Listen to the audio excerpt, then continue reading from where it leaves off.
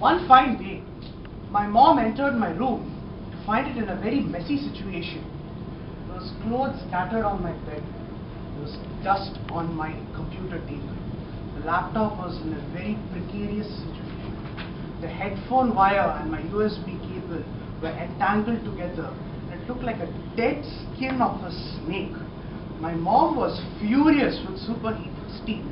We had the following conversation. Sai, what have you done to your room? It looks like a pigsty. How are you able to study here? Oh, God.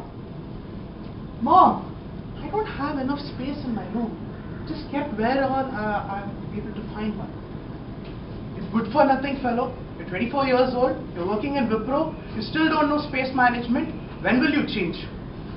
Fellow Toastmasters, guests, and my dear mountains. Good evening. Good evening. Space management is something that is important for every one of us, be it a person or a nation as a whole. But unfortunately, we Indians are very poor in space management. It is evident from our cities such as Mumbai, Chennai, Kolkata, Bangalore, etc. So I am here today to discuss three major aspects of space management where we Indians need to improve. I'll be explaining from the city perspective, but this can be applied in our day-to-day lives as well. The first major aspect of space management is planning. Planning of space is important even if one has 1 square foot of area or even 1,000 square kilometer of area. I have here a picture of a city. This is none other than Chennai during the British rule. It looks like today's modern European city, but a well-planned city. I'll just pass it on to you people so that you people can see it. It was planned to be a big city for a big population, but at that point of time, after independence, somewhere down the line, the town planning has failed miserably. Population grew exponentially. Hence, there was no space, and this space constraint was experienced at a very early age. And hence, infrastructure and buildings had to be built wherever the space was available. As a result, today, Singara Chennai, as what we people say, is a very congested city. On the contrary, take up Singapore, a country which is almost smaller than the city of Chennai in geographical area and has a population density which is much more than that of Chennai. But the country is not congested, and at the same time there is no infrastructure inadequacy. Why? City planning. So planning of space is very important. On a lighter note, I'd like to say one liner which our Tamil comedian actor Vadivelu says, "Enna pannalum plan panni panni."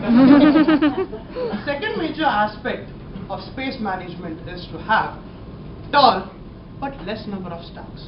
This enables one to accommodate more things in a small given area. Most of the developed nations and developed cities have skyscrapers, not only to show their economic power, but their wisdom in planning, considering the population growth in mind. In my personal opinion, I feel that India should construct skyscrapers with an average of 20 floors per building, both for residential and commercial purposes. This can eliminate the need of expanding the cities, deforestation, construction on agricultural lands, etc. Such activities only have catastrophic effects such as landslides, soil erosion, food shortages, etc. Moreover, we are at a much better position to afford these structures than before.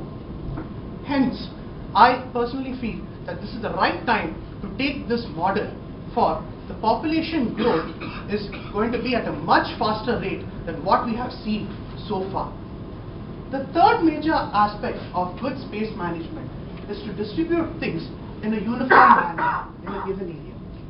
In India, if we see, there are millions of people who migrate from smaller cities, towns and their native places to the larger cities. These people go in search of a good job, good standard of living. In this process, these people also sacrifice a lot in their personal and in their family front.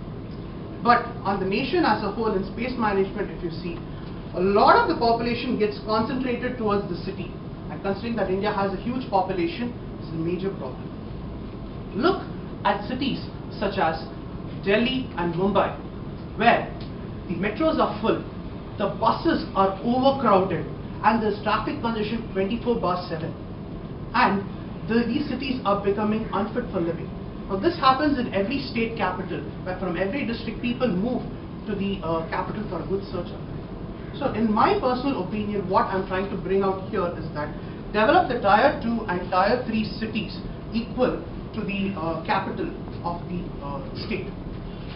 I'm definitely sure that here in Chennai, there are many people coming from different districts, traveling miles and miles away and coming to Chennai for a good job and for a good standard of living. And I would like to ask many of you people that in your native place or in your district city, if you had the same standard of living, same job opportunity, would you people would like to come to Chennai or work in your personal place? If you agree with me, please raise your hands. That's the point. So I personally feel that this has to be done in almost every state so that development takes place and there is no infrastructure inadequacy. Thus, to conclude, the three aspects of space management that I've so far said is planning of space, taller stacks but less number of them, and distribute things uniformly in a given area. So friends, this is applicable for us even in our daily lives. So the next time, if you have a space constraint while arranging things, think again. Do I have less or am I not using it efficiently? Thank you, and over to the team.